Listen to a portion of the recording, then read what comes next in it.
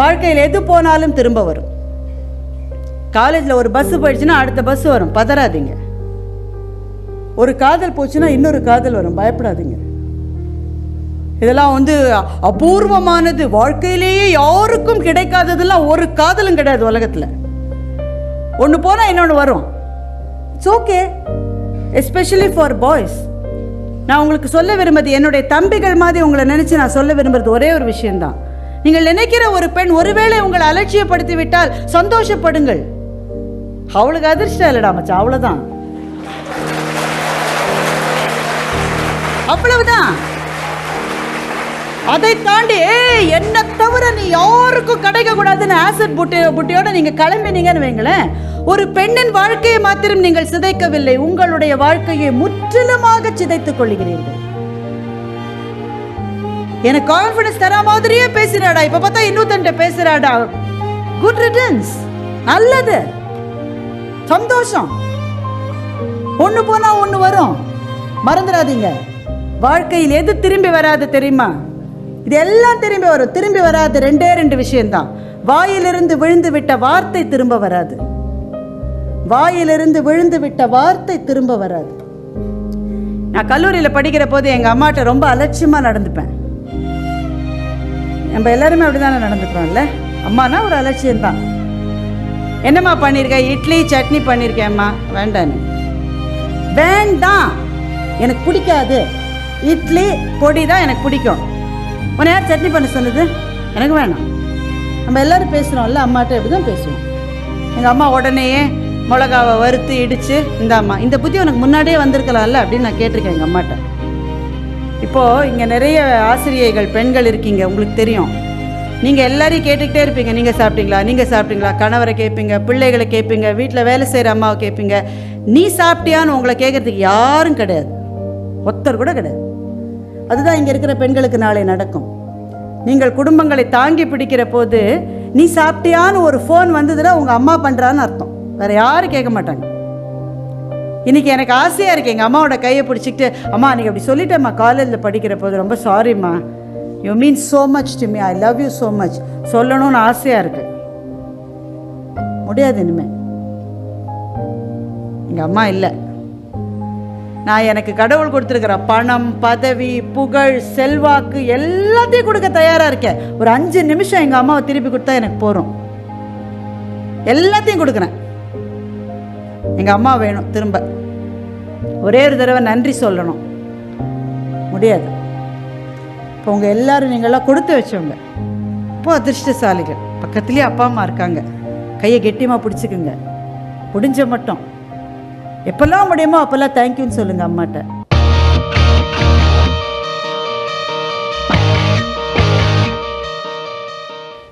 நம்முடைய நேரம் என்பது கையில் அள்ளிய நீர் மாதிரி போய்கிட்டே இருக்கும். எனக்கெல்லாம் இப்போதான் போய் பிடெக்ல அட்மிஷன் போட்டு எங்கள் அம்மாவோட உட்காந்த மாதிரி இருக்கு. எங்கள் அம்மா பக்கத்துலேயே கொஞ்ச நேரம் உட்காந்துருந்தாங்க. ஏன்னா அவங்களுக்கு பயம், எல்லாமே பாய்ஸாக இருக்கேடி, என்னடி செய்வேன். கொஞ்ச நேரம் எனக்கு ஆறுதல்லாம் சொல்லிட்டு போனாங்க. அந்த நாள் நேற்றைய நாள் மாதிரி இருக்கிறது. காலம் எப்படி ஓடிவிட்டது பார்த்தீங்களா? அப்படித்தான் உங்களுக்கும். கண்ணு மூடி கண்ணு திறக்கிறதுக்குள்ள முடிச்சிருவீங்க. இந்த நாள் திரும்பி வராது, இந்த காலம் திரும்பி வராது. ஆனால் இந்த காலத்தை நம்ம எப்படிலாம் வேஸ்ட் பண்றோன்றீங்கல்ல. உங்களில் யார் ஒருவரை எழுப்பி நான் கேட்டது, என்னையே கூட இன்க்ளூடிங் மை செல்ஃப், நம்ம யாரை கேள்வி கேட்டாலும் எப்படி போயிட்டோம், ஐயோ ஒரே பிஸிப்பா, ஒன்றுத்துக்குமே டைம் இல்லை. இதை சொல்லாதவர்கள் யாரும் இருக்க முடியாது. எல்கேஜி படிக்கிற குழந்தை எழுந்த உடனே சொல்லுது, ரொம்ப பிஸியாக இருக்கேங்க. இப்போ தான் எந்திரிச்சிருக்குது, ரொம்ப பிஸி. ஏன்னா சோட்டா பீம் பார்க்க டைம் ஆயிடுச்சு, அது ரொம்ப பிஸியாக இருக்கு. எதை கற்றுட்டு இருக்கோமோ இல்லையோ பிஸியாக இருக்கோம்னு சொல்ல கற்றுக்கிட்டோம். எல்லாரும் சொல்கிறோம். நம்ம உண்மையிலேயே பிஸியாக இருக்கோமான்னு நம்ம கேட்டுக்கணும். உண்மையிலேயே பிஸியாக இருக்கோமா? மற்றவர்கள் நம்ம பார்க்கணும், ஒரு இம்ப்ரெஷன் வரணுன்றதுக்காக சில விஷயங்களை செய்கிற பருவம் உங்களுடைய பருவம். அது ரொம்ப அழகானது, தப்பா நான் சொல்லலை. ஆனால் there must be an end to this. மாணவர்கள் சில பேர் இந்த வீட்டில் காயலாங்கடைக்கு போகிறதுக்குன்னு ஓரமாக இரும்பெல்லாம் வச்சுருப்போம், பார்த்துருக்கீங்களா? எல்லா வீட்லேயும் இருக்கும். ஒரு பயனும் கிடையாது. அதாவது கவுண்டமணி யூஸ் பண்ண கார் மாதிரி அது. அதனுடைய ஒரே உபயோகம் பேரிச்சம்பழ கடைக்கு போடுறது தான். அதை உருக்கி கையில வளையம் போட்டிருப்பான், பார்த்துருக்கீங்களா? கேட்டா அதான் கெத்து. நடந்து போயிட்டு இருக்கிற போது கீழே ஒரு குப்பை இருக்குன்னா குனிஞ்சு அதை குப்பை தொட்டியில போட்ட அது சாதாரணமான பிஹேவியர். அதை காலாலேயே ஒரு விட்டு அது அப்படியே ராக்கெட் மாதிரி உள்ள போய் விழுந்தா அதுதான் கெத்து. நம்ம உதைக்கிற போது நம்ம கிரகம் அது சரியா விழாம பக்கத்துல விழுந்துடும். அப்படி விழுந்தாலும் அதே நடையில போறது மரண கெத்து.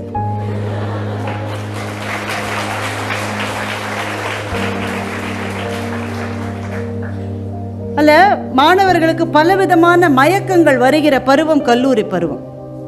ஃப்ரெண்டு சொல்லுவான், ஏய் அவ உன்னை பார்த்து சிரிக்கலடா, எனக்கு ஷுவரா தெரியும். இவன் நம்புவான் அவ என்னை பார்த்து தான் சிரிச்சான்னு.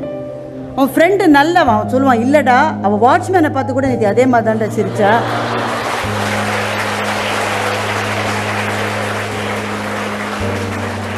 ஒருத்த அட்வைஸ் பண்றானே கேட்க முடியாது, கேட்க முடியாது. அதே மாதிரியே இருப்பான். கடைசியில் அந்த பிள்ளை எல்லாத்தையும் முடிச்சுட்டு கான்வகேஷன் சர்டிஃபிகேட்டுக்கு அப்ளை பண்ண நின்றுட்டு இருக்கும், இவன் அரியருக்கு அப்ளிகேஷனுக்காக நின்றுட்டு இருப்பான். காதல் என்பது ஒரு அபூர்வ ரசாயனம். காதல் என்பது ஒரு அபூர்வ ரசாயனம். தேவதைகளுக்கு பாஸ் மார்க்கும் தேவதாசுகளுக்கு டாஸ்மார்க்கும் கொடுத்து விடுகின்ற ரசாயனம்.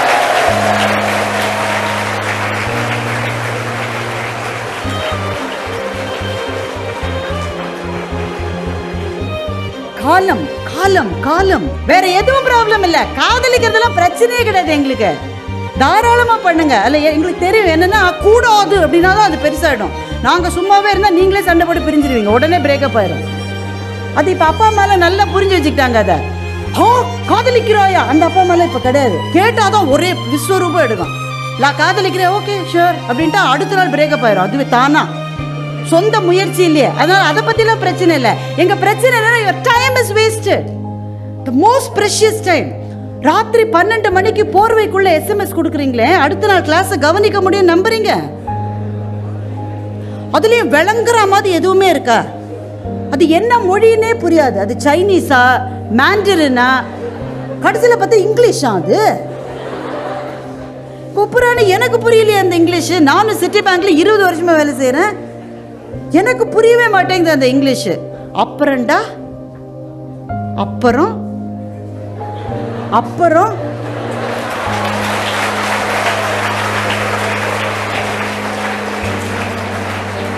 45 நிமிஷம் பேசியிருக்காங்க. ஆனா ஒரே ஒரு வார்த்தை அப்புறம். விளங்குவீங்களான்னு கேட்கணுமா வேணாமா? நம்ம கேட்கணும். எங்களுக்கு வேற பிரச்சனை இல்லை. ஏன்னா சில பைத்தியக்காரத்தனங்களை இளமையின் போது நாங்களும் செய்திருக்கிறோம். நாங்க மட்டும் என்ன பிறக்கிற போதே வயசாக பிறந்தோம், நாங்களும் செஞ்சிருக்கோம். பட் எங்களுக்கு இவ்வளவு தூரம் there were no wide technology channels for us to travel through our idiosyncrasies. எங்களுக்கு இவ்வளோ இல்லை. ஸோ ஓரளவு நாங்கள் பழைச்சிட்டோம். இன்னைக்கு நிறைய இருக்கு உங்களுக்கு. இல்லை, டைம் வேஸ்ட் ஆகும். அதான் எனக்கு பயமா இருக்கு. Time is getting wasted. சில விஷயங்களை இளமையில தான் கற்றுக்க முடியும், ஒரு வயசுக்கு பிறகு கற்றுக்க முடியாது. தேடி தேடி தேடி தேடி படிக்கிற அந்த வெறி இருக்கு பாருங்க, அது இளமையில தான் வரும். இன்னைக்கு நான் பேச்சாளராகவும் எழுத்தாளராகவும் இருக்கிறேன் என்றால் ஒரே ஒரு ஆசீர்வாதம். எங்க அம்மா படிக்கிற வழக்கத்தை எனக்கு கொடுத்துட்டு போயிட்டாங்க. எங்க அம்மா இன்னைக்கு இல்லை, ஆனா அவங்க கொடுத்துட்டு போன வழக்கம் போகாது. அது ஊறிடுச்சு, ரத்தத்துல ஊறிடுச்சு. Every day I have to read something. It may be a very stressful day at office. வீட்டில் ஏகப்பட்ட வேலைகள் இருந்திருக்கும். இந்த மாதிரி மேடைகளில் வந்து பேசிட்டு தொண்டை வலியோட வீட்டுக்கு போன சிச்சுவேஷன் இருக்கும். எதுவாக இருந்தாலும் படிக்காமல் இருக்க முடியாது. அது பிராண்டும். காலையிலேருந்து பல் தேய்க்கலைன்னா ஒரு மாதிரி இருக்கும்ல, அந்த மாதிரி இருக்கும் எனக்கு படிக்கலைன்னா. அது என்னுடைய கிரெடிட் இல்லை, எங்கள் அம்மா எனக்கு கொடுத்தது. அதுதான் it gives you verbal wealth. பேசுவதற்கான வார்த்தைகளை படிக்கிற பழக்கம் தான் கொடுக்கும். நீங்க எல்லாருமே படிக்கணும்னு சொல்ல, ஒவ்வொருத்தருக்கும் ஒவ்வொரு பேஷன் இருக்கு. முதல்ல உங்களுடைய பேஷன் என்னன்றதுக்கான அடையாளத்தை நீங்க தெரிஞ்சுக்கவே டைம் வேணும். அந்த டைத்தை இப்படி வேஸ்ட் பண்ணிட்டோம்னா அதுதான் எனக்கு பயமா இருக்கு. மாணவர்களை மாத்திரம் சொல்லிட்டு உங்களை விட்டுட்டானா அவங்கள கோச்சுப்பாங்க. நீங்க என்ன சொல்றீங்க, நாங்கெல்லாம் வீட்டில் துணி வளர்த்திட்டு தான் நான் காலேஜுக்கு போகணும். அப்படிதான் எல்லாம் முடியாது சொல்ல முடியாது. துணி வளர்த்துட்டு தான் போகணும். உங்கள் அம்மா உங்கள்கிட்ட எல்லாம், ஏம்மா இன்னைக்கு வேலைக்காரம்மா வரலம்மா, கொஞ்சம் பாத்திரம் விலைக்கு கொடுத்துட்டு போனால் நீங்களாம் என்ன சொல்லுவீங்க? நாங்கள்லாம் பல்லு விளக்குறதே ஜாஸ்தி, பாத்திரம்லாம் விளக்க முடியாது. இல்லை ஃப்ரெண்ட்ஸுக்குள்ளே இருக்கிற சண்டை. பெண்கள் பெரும்பாலான நேரத்தை செலவழிப்பது ஃப்ரெண்ட்ஸுக்குள்ளே இருக்கிற சண்டையை விலக்கி விடுறதுக்கு தான். அவள் என்ன சொன்னா தெரியுமான்னு 35 நிமிஷம் பேசுது. எனக்கு பக்குங்குது. ஐயோ 3 கணக்கு போட்டிருக்கலாமே அந்த நேரத்தில்.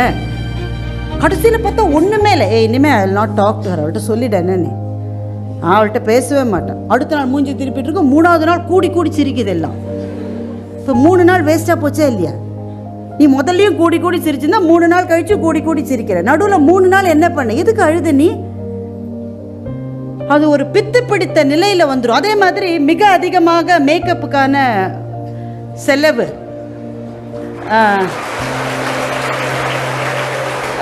உங்களெல்லாம் பார்த்தா அப்படி தெரியல, நல்ல பிள்ளைகள் நீங்கள். பொதுவாக சொல்கிறேன், அது அந்த ஒரு இது வந்துடுது. ஏன்னா விளம்பரங்கள் தான் அதற்கு காரணம். விளம்பரங்கள் தான் காரணம். ஏதோ ஒரு க்ரீம் ஒன்று பூசுது, உடனே ஏர் ஹோஸ்டஸ் ஆயிடுது. 7 நாள் பூசினோட செல்ஃப் கான்ஃபிடன்ஸ் வருதான். அது எப்படிமா செல்ஃப் கான்ஃபிடன்ஸ்? க்ரீம் டப்பால் அடைச்சி விற்கிறாங்க. இவ்வளவு மலிவா செல்ஃப் கான்ஃபிடன்ஸ்? எனக்கு தெரிஞ்ச 50 புட்டி முன்னாடியே வாங்கியிருப்பேன்னா. க்ரீமை போட்ட உடனே செல்ஃப் கான்ஃபிடன்ஸ் எப்படி வரும்? தோற்றத்தை பொறுத்தது அவங்களுடைய தன்னம்பிக்கை. அவ்வளவு பலவீனமானது அவங்க தன்னம்பிக்கை. இப்போ நீங்க எல்லாரும் பார்க்க வேண்டிய ஒரு விஷயம், இன்னைக்கு வீட்டுக்கு போன உடனே டேக் யுவர் மொபைல் ஃபோன்ஸ், அவங்க ஆண்ட்ராய்ட் ஃபோனோ இல்லை லேப்டாப் ஏதாவது ஒன்றுத்தில் போய் பாருங்க. ஆசிட் அட்டாக் அப்படின்ற கூகுள் சர்ச் பண்ணுங்க. கிட்டத்தட்ட 12 பெண்கள் ஆசிட் அட்டாக்கினால் முகமும் தோற்றமும் உடலும் சிதைந்து போன 12 பெண்கள் மாடலிங் பண்ணி ஒரு வீடியோ கிளிப்பிங் அதில் இருக்கு. நீங்க பெண்கள் ஒருவேளை பார்க்காவிட்டாலும் இங்கே இருக்கிற ஆண்கள் கட்டாயமாக அதை பார்க்க வேண்டும். Please spend 5 minutes for it today. நீங்க எல்லாரும் அதை பார்க்கணும். நாங்கள் இதை போயுமா பார்க்கணும், நாங்கள் பார்க்கறதுக்கு என்னென்ன மாதிரிலாம் இருக்கு அப்படின்னு கேட்கக்கூடியவர்கள் அல்ல நீங்கள். சமூக பொறுப்பு மிக்க இளைஞர்கள் நீங்கள் என்பதால் உங்கள் முன்னால் நின்று இதை நான் பேசிக் கொண்டிருக்கிறேன். இதை நிச்சயமாக நீங்கள் பார்க்க வேண்டும். செல்ஃப் கான்ஃபிடென்ஸ்னா என்னன்னு உங்களுக்கு தெரியணும்னா அதை நீங்க பார்க்கணும். முகம் சிதைக்கப்படுவது என்பது எவ்வளவு குரூரமானது உங்களுக்கு தெரியுமா? ஒரு 6 மாசம் முன்னாடி என் கையில எண்ணெய் கொட்டிடுச்சு சமைக்கிற போது. இது ஒரு சின்ன காயம்தான், இது சரியாகாது. இது இதே மாதிரி தான் இருக்கும் நான் உயிரோடு இருக்கிற மட்டும். ஆனால் இதை பார்த்து நான் 2 நாள் அழுதேன். இந்த காயத்தை பார்த்து நான் 2 நாள் அழுதேன். ஐயோ என் கை எப்படி ஆயிடுச்சு, ஐயோ என் கை எப்படி ஆயிடுச்சு. இந்த ஆல்பத்தை பார்க்குற மட்டும் நானும் அப்படித்தான் இருந்தேன். அதை பார்த்த உடனே ஒரு பரவசம், கோயிலுக்கு போகிற போது ஏற்படுகிற பரவசம் சிதைந்து போன அந்த பெண்களின் முகத்தை பார்த்த போது எனக்கு ஏற்பட்டது. எந்தெந்த காரணங்களுக்காகவோ முகம் சிதைக்கப்பட்டவர்கள். ஒரு பெண்ணு 15 வயசு பெண்ணு, 15 வயசாக இருக்கிற போது ரொம்ப அபூர்வமாக அழகாக இருப்பாளாம். அவளுக்கு அம்மா கிடையாது, சித்தி தான்.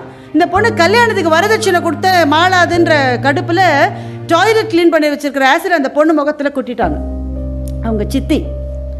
இன்னொரு பொண்ணு உங்களுக்கு வழக்கமாக தெரிஞ்ச கதை தான். ஒரு பையன் திரும்ப திரும்ப வந்து ப்ரப்போஸ் பண்ணுறான். அவன் முடியாதுன்னு சொல்கிறா. நீ யாருடி எனக்கு நோன்னு சொல்கிறதுக்குன்னு அவன் முகத்தில் ஆசிட் கொட்டியிருக்கான். காரைக்கால் வினோதினிக்கு நடந்தது. காரைக்கால் வினோதினி இப்போ உயிரோட இல்லை. ஆனால் அவளை மாதிரி 12 பெண்கள். ஒருத்த சண்டிகரில் லக்ஷ்மின்னு ஒரு பொண்ணு, அவளுடைய அண்ணனுடைய ஃப்ரெண்டே வந்து அந்த பெண்ணை பலவந்தப்படுத்த ட்ரை பண்ணியிருக்கான். அவள் வந்து அவனை வீட்டை விட்டு அடித்து விரட்டியிருக்கான். அதுக்கப்புறம் 4 நாள் கழித்து அவள் தெருவில் நடந்து போகிற போது அவள் முகத்தில் அவன் ஆசிட் கொட்டிட்டான். அந்த Lakshmi is one of the models and you must watch this video. ஏன்னா அந்த லக்ஷ்மி தான் 6 மாசத்துக்கு முன்னாடி மிஷேல் ஒபாமா கையால வீரப்பெண் என்கின்ற பட்டத்தை வாங்கின லக்ஷ்மி.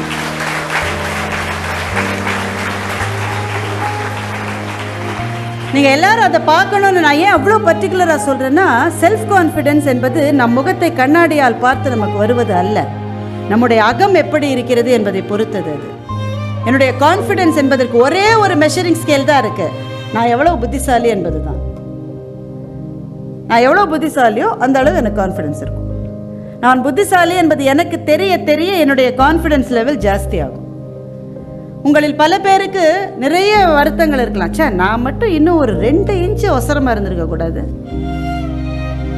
கொஞ்சம் ஃபேராக இருந்திருக்கலாம். எங்கள் அம்மாவுடைய மூக்கு எனக்கு வந்திருக்கு சகிக்காம. முடிய பாரு, தோளுக்கு கீழே இறங்க மாட்டேங்குது. நான் இப்போல்லாம் எனக்கு முன்னாடி ஸ்கூட்டர் ஓட்டிட்டு ஒரு பொண்ணு போயிட்டு இருந்தோம். அப்பா என்ன முடி அப்படின்னு நான் ஓவர்டேக் பண்ண, பொண்ணு இல்லை பையன். ஒரு வளைய வேற போட்டிருக்கான். நமக்கெல்லாம் வளர மாட்டேங்குது. என்ன தேய்ச்சாலும் இதெல்லாம் நிறைய வருத்தம் இருக்கும். இன்னும் கொஞ்சம் ஒல்லியாக இருந்திருக்கலாம், இன்னும் கொஞ்சம் சிவப்பாக இருந்திருக்கலாம், இல்லை இன்னும் கொஞ்சம் ஃபேஷனபிளாக தெரியல. என்ன பண்ணாலுமே நான் இந்த எண்ணெய் வடிகிற முகத்தோடையே இருக்கிற மாதிரி இருக்கு. இந்த மாதிரி கவலைகள் வருத்தங்கள் இருக்கா? இருக்கும். இல்லாமல் இந்த வயசை தாண்ட முடியாது. ஆண்களுக்கும் இருக்கலாம், பெண்களுக்கும் இருக்கலாம், எல்லாருக்கும் இருக்கும். ஆனால் ஒரு கட்டத்தில் அதை தூக்கி போட்டு மிதிச்சுட்டு போனோம். இதுதான், இவ்வளோதான் நம்ம கொடுத்துருக்கிறது. இது குட் பேட் அக்லின்றதுக்கு முடிவு செய்யறதுக்கு நான் யாரும் கிடையாது. இதுதான் அழகு. என்னை பார்த்தா எனக்கு ரொம்ப அழகாக இருக்குது. எனக்கு பிடிச்சிருக்கு என்ன, எனக்கு ரொம்ப பிடிச்சிருக்கு என்ன. ஏன்னா போன செமஸ்டரில் அரியர் வைக்கிற நிலைமையில இருந்த இந்த செமஸ்டரில் எப்படியோ பாடுபட்டு அந்த அரியரையும் கிளியர் பண்ணி இந்த செமஸ்டர்லேயே அரியர்ஸ் எல்லாம் வந்துட்டேன் பாரு. என்னை பார்த்தா எனக்கே ரொம்ப பிடிச்சிருக்கு. நான் ப்ரொஃபஸர் சொன்ன அந்த ஏதோ ஒரு கிளாஸில் ஏதோ ரெஃபரன்ஸ் சொல்கிறாரு, போகிற போக்கில் சொல்லுவாங்க, இந்த ஆர்டிக்கிளை நீங்கள் படிங்க, இந்த புத்தகத்தை நீங்கள் படிங்க. அதெல்லாம் யார் வேலை இல்லை மச்சான். ஸ்கூல் காலேஜுக்கு வந்துட்டு போகிறதுக்குள்ளேயே நமக்கு வேலை சரியாக போச்சு. அதை படி இதை படி, நீ இவரோட ரோதனை தாங்கலடா, அப்படி தான் சொல்லுவோம். லெக்சரர்ஸ்னால் அப்படி தான் சொல்லணும். ஆனால் யாராவது உங்களில் ஒருத்தர் அவர் ஏதோ ஒன்று சொன்னார்ல்ல அப்படின்னு சொல்லி அந்த புத்தகத்தை போய் தேடி பிடிச்சி அந்த ஆர்டிக்கிளை பார்த்து அடுத்த நாள் கிளாஸில், சார் நீங்கள் சொன்ன அந்த ஆர்டிக்கிள் எப்படி இருக்குது சார் அப்படின்னு ஒரு 5 நிமிஷம், if you engage yourself in an intellectual discussion with your faculty, how do you feel at the end of that class? You feel great.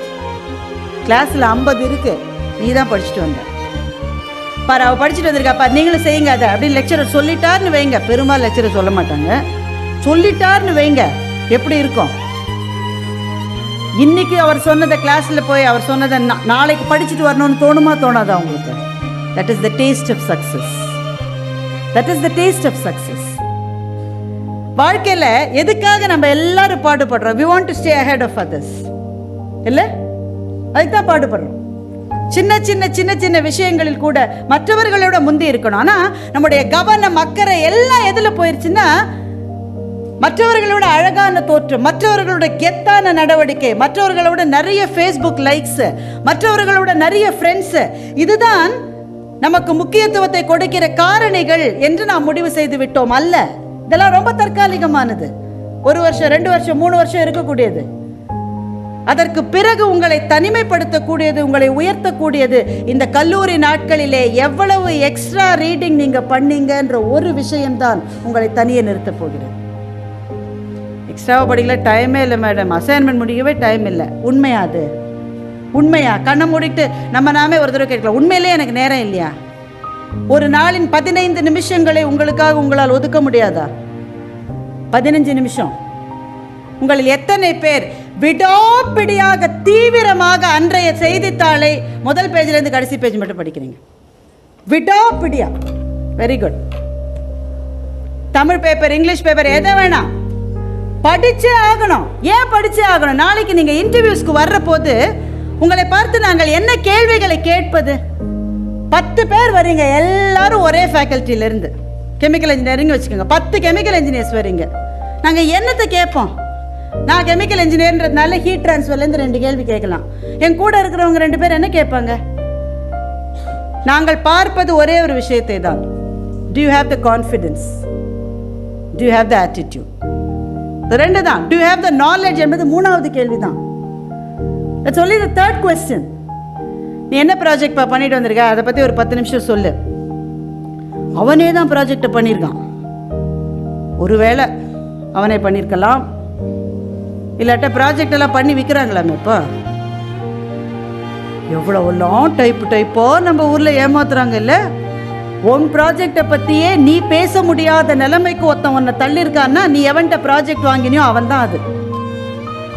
காசு கொடுத்து ப்ராஜெக்டை வாங்கிடலாம், ஆனால் இன்டர்வியூவில் 10 நிமிஷத்துக்கு எந்த காசை கொடுத்து யார்கிட்ட வாங்க போகிறீங்க? உங்கள் ப்ராஜெக்டை பற்றி நீங்கள் தான் பேசணும். 2 லைன் சொன்ன உடனே தெரிஞ்சிடும் ப்ராஜெக்டை நீ பண்ணியா காசு கொடுத்து வாங்கிங்க. 2 லைன் சொன்னோன்னே எங்களுக்கு தெரிஞ்சிடும். Tell me about your project. சரி, வேண்டாம். ஒரு பொண்ணு வரா, பிஎஸ்சி ஃபிசிக்ஸ், நடுங்கிக்கிட்டே வரா. என்னம்மா mark? 97% madam. Very good. What is Newton second law of motion?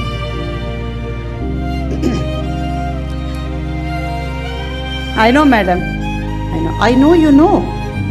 ஏன்னா நியூட்டன் செகண்ட் லா எப்போ படித்தோம்? 7ஆம் கிளாஸில் படித்தோம்.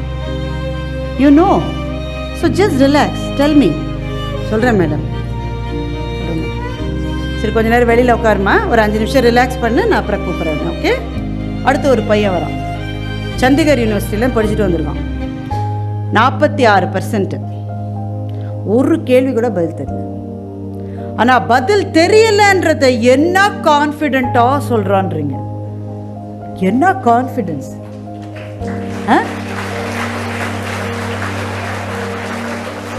But I would like to know from you ma'am அப்படின்னு என்ன கேள்வி கேட்குறான். நான் பதில் சொல்லிக்கிட்டே இருக்கேன். அப்புறம் தான் நான் கேட்டு இல்லை இவன் சொல்லணும், இவன் கேட்டு நான் சொல்லிட்டு இருக்கேன்னு.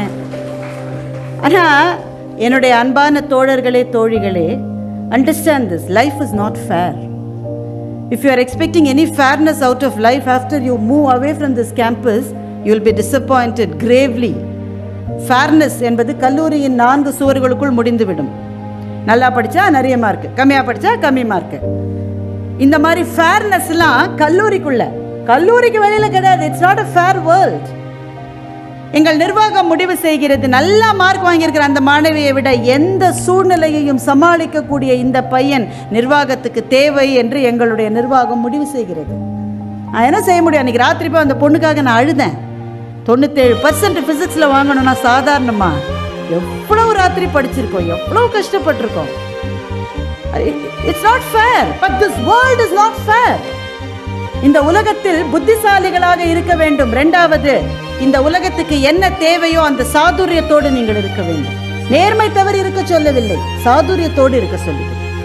இந்த உலகத்தில் இன்றைக்கு தேவை the way you are presenting yourself, your confidence levels that you are able to exhibit.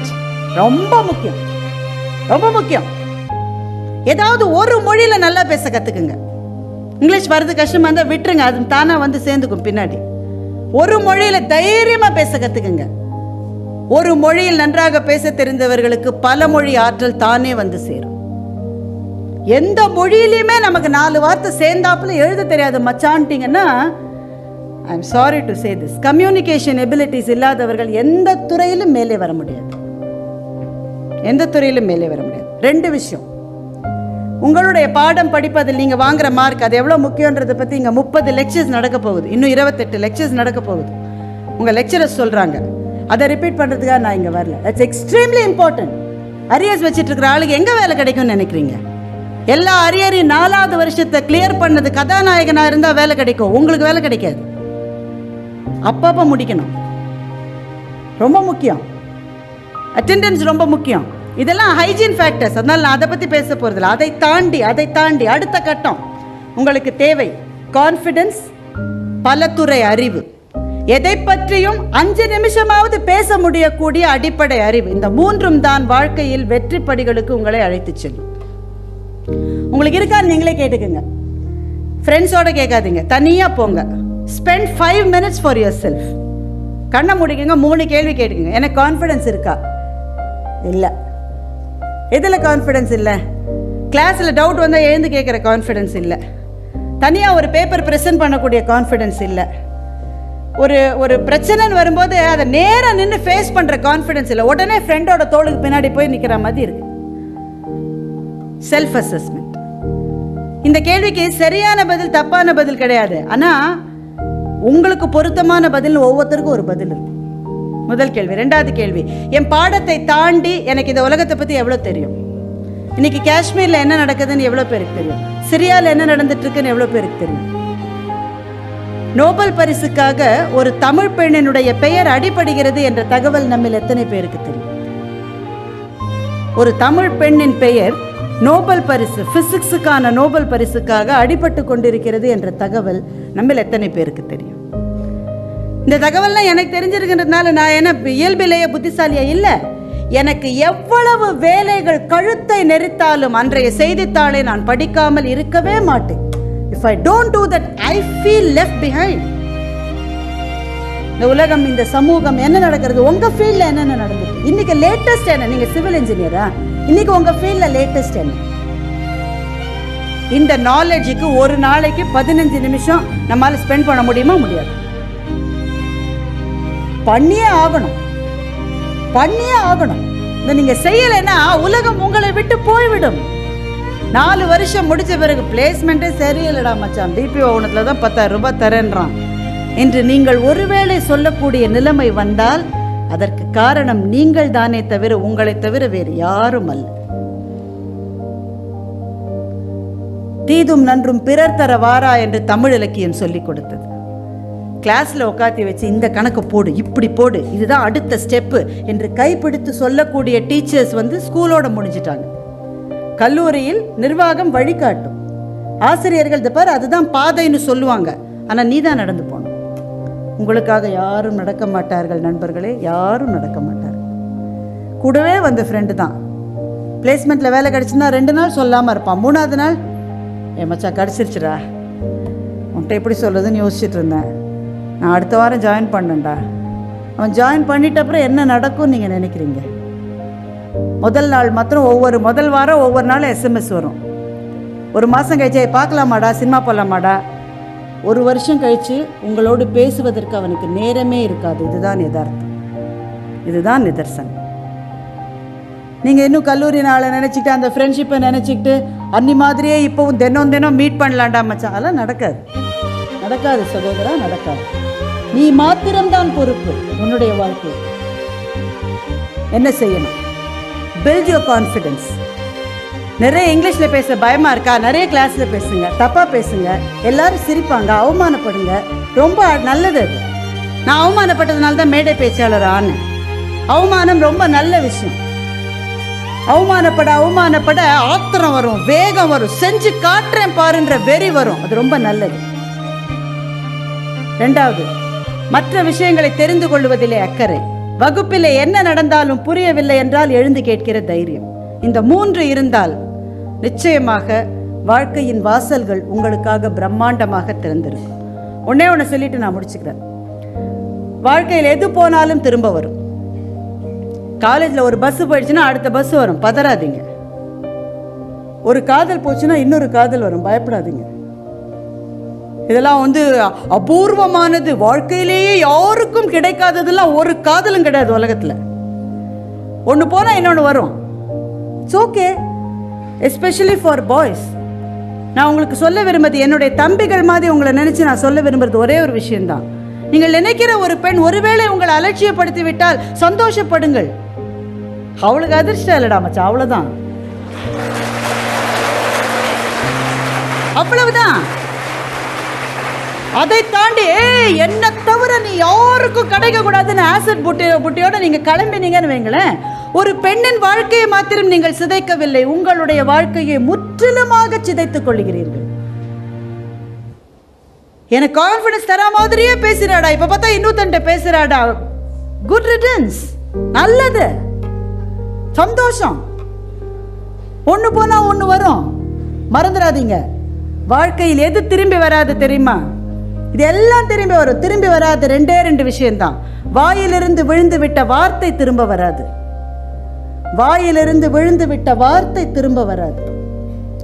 நான் கல்லூரியில் படிக்கிற போது எங்கள் அம்மாட்ட ரொம்ப அலட்சியமாக நடந்துப்பேன். நம்ம எல்லாருமே அப்படிதானே நடந்துக்கிறோம் இல்லை? அம்மானா ஒரு அலட்சியம்தான். என்னம்மா பண்ணியிருக்கேன்? இட்லி சட்னி பண்ணியிருக்கேம்மா. வேண்டான்னு.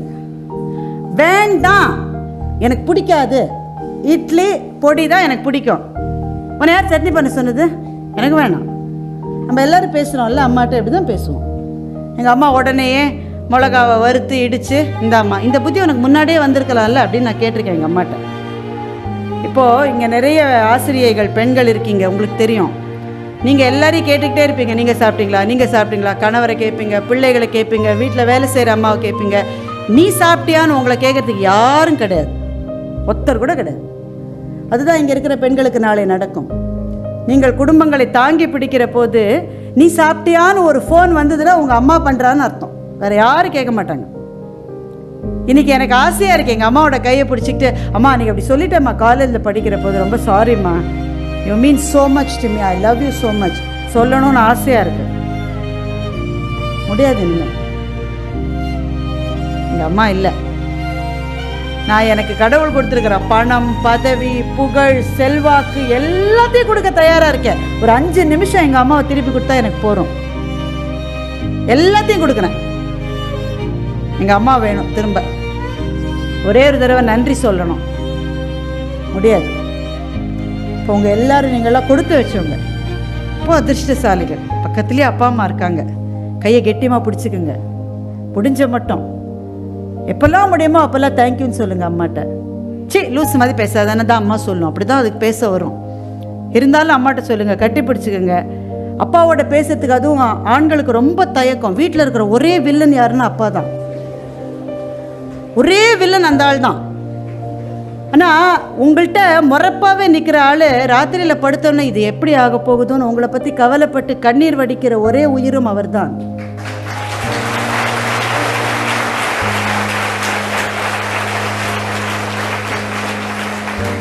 ரொம்ப அதிர்ஷ்டசாலிகள். வாழ்க்கையினுடைய அவ்வளவு நல்ல பீரியட்ல இருக்கீங்க. பக்கத்துலேயே ஆசிரியர்கள் இருக்காங்க, mentors. You want have mentors when you get into organizations. நீங்களே முட்டி மோதி தப்பு பண்ணி தப்புலேன்னு தெரிஞ்சுக்கணும். But you have mentors. டீச்சர்ஸை நல்லா கலாடா பண்ணுங்க, பேர் வைங்க, ஜாலியாக இருங்க. ஆனால் ஒன்று நின்று வச்சுக்கோங்க, நாளைக்கு உங்களுக்கு பிளேஸ்மெண்ட் வந்துச்சுன்னா பக்கத்து வீட்டுக்காரனுக்கு ஹார்ட் அட்டாக்கே வந்துடும். சொந்த குடும்பத்தில் இருக்கிற உறவினர்களால் தாங்கவே முடியாது. சில சமயங்களில் உங்கள் அண்ணாவுக்கே உங்கள் மேலே பொறாம வரும். இந்த நாய்க்கா கிடைச்சிருக்கு, அது கணக்கே வராது. உங்கள் சகோதரன் தான், ஆனால் அவனுக்கே பொறாம இருக்கும். ஆனால் என் பிள்ளைக்கு 40,000 ரூபாய் சம்பளத்தில் வேலை கிடைச்சதுன்னு பொறாமைப்படவே தெரியாத ஒரே ஜாதி உலகத்தில் உண்டென்றால் ஆசிரியர்கள் என்கின்ற ஒரு ஜாதி தான்.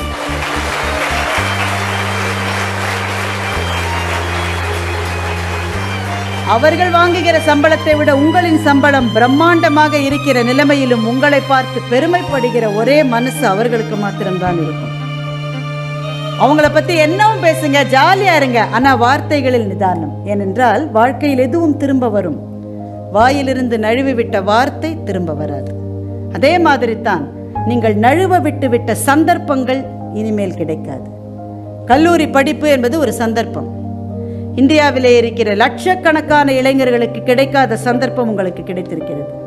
இந்த கல்லூரியில் எவ்வளோ ஃபீஸ் கட்டணுமோ அவ்வளோ ஃபீஸை கட்டி இங்கே சேர்த்திருக்கிற பெற்றோர்கள் உங்களுக்கு இருக்கிறார்கள். நல்ல இன்ஃப்ராஸ்ட்ரக்சர் தருகிற கல்லூரி இருக்கிறது. சிலபஸை முடித்தோமா போனோமோன்னு இல்லாமல் இது என்ன சார் ஒவ்வொருத்தரையாக வந்து பேச சொல்லி என்று நினைக்காமல் உங்களுக்காக ஒரு வருஷத்திலேயே முதல் வருஷத்துக்குள்ளேயே 30 லெக்சர்ஸை அரேஞ்ச் பண்ணோன்னு நினைக்கிற தீர்க்க சிந்தனை உள்ள ஒரு நிர்வாகம் உங்களுக்கு கிடைத்திருக்கிறது. இதெல்லாம் தான் சந்தர்ப்பம். It's up to you to take it or leave it. யாரா வந்து பேசிட்டு போவாங்கடா மச்சான், நமக்கு என்னடா சாயங்காலம் டிக்கெட் புக் பண்ணோமா போனோமான்னு இல்லாமல் அப்படியே இருக்கலாம். That's your choice, that's your choice. Library இருக்கு, படிக்கலாம், படிக்காமலே இருக்கலாம். யார் வந்து கேட்க முடியும் உங்களை? It's your choice. ஆனால் நழுவ விட்டுட்டிங்கன்னா நாளைக்கு இந்த சந்தர்ப்பம் கிடைக்காது. கல்லூரியிலேருந்து வெளியில் போயாச்சுன்னா உள்ளே வர முடியாது. இந்த மாதிரி லெக்சருக்கு யாராவது கூட்டிகிட்டு வந்தால் தான் உண்டு, இல்லாட்ட வாட்ச்மேன் உங்களை வெளியிலே தான் நிறுத்தி வைப்போம். It will not be your place after 4 years. இருக்கிற 4 வருஷத்தில் make the best use of it. நீங்கள் வாழ்க்கையில் எந்த நிலையிலும் இருக்கலாம். அரியர்ஸ் வச்சிருக்கலாம், சுமாராக படிக்கலாம், சூப்பராக படிக்கலாம். எந்த நிலையில் இருக்கீங்கன்னு செல்ஃப் அசஸ்மெண்ட் பண்ணிக்கோங்க. நீங்கள் உட்கார்ந்து கொண்டிருந்தால் எழுந்து நில்லுங்கள். நின்று கொண்டிருந்தால் இது நடப்பதற்கான தருணம். ஏற்கனவே நடந்து கொண்டிருந்தால் ஓடுங்கள், இனிமேல் நேரமில்லை. ஓடிக்கொண்டிருந்தால் பறந்து செல்லுங்கள், வானமே உங்களுடையது. நன்றி, வணக்கம்.